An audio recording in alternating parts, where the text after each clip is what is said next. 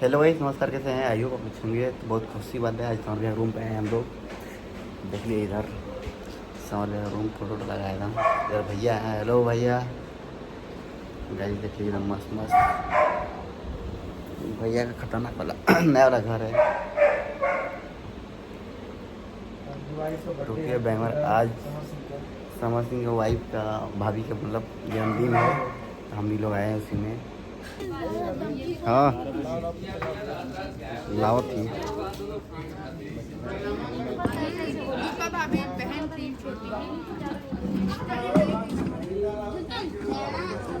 मेरा खाना लगा ये जो बाकी है बैठाइए सब।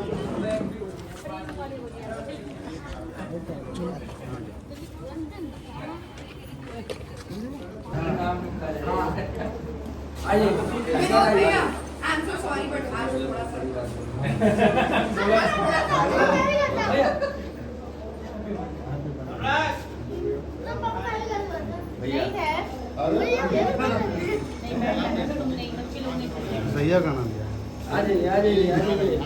पलक दी।